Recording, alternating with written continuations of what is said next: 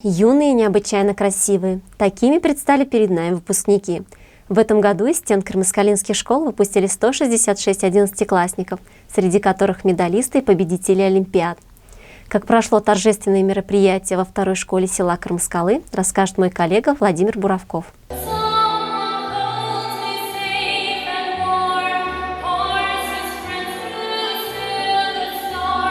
Все они немного волнуются, перелистывая целую страницу своей жизни, прощаясь со школой.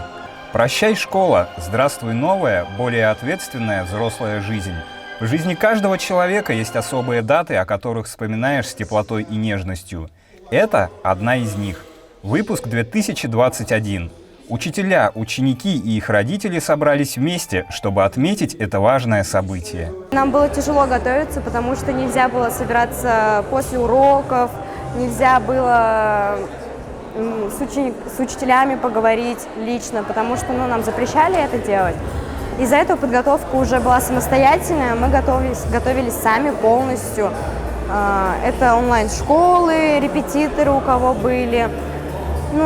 Эти 11 лет пролетели очень быстро и незаметно.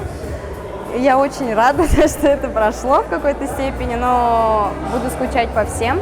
11 лет очень волнительно, конечно, было. Очень большой труд. Я очень довольна своим ребенком, своей дочерью, потому что она у меня медалистка, она грызла науку. Я очень поддерживала сильно-сильно. Горжусь своим ребенком, очень рада.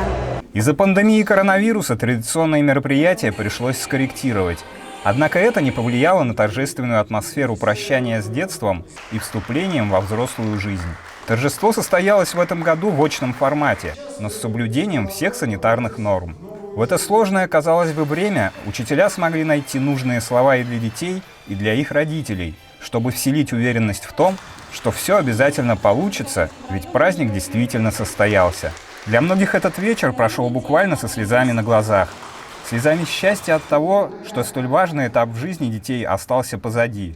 Ведь школа теперь останется уже в теплых воспоминаниях, а значит и детство тоже. Для нас было очень волнительно, очень тяжело. Мы, наверное, больше детей переживали за все это.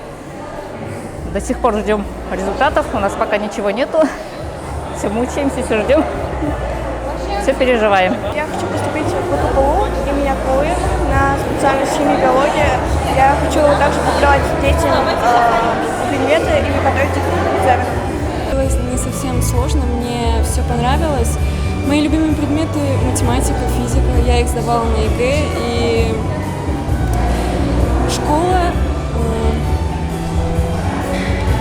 дала мне знания, которые мне пригодятся в будущем. Я собираюсь поступать в технические вузы, и золотая медаль мне очень пригодится, добавит мне несколько баллов к ЕГЭ. Золотая медаль – это старание с первого класса,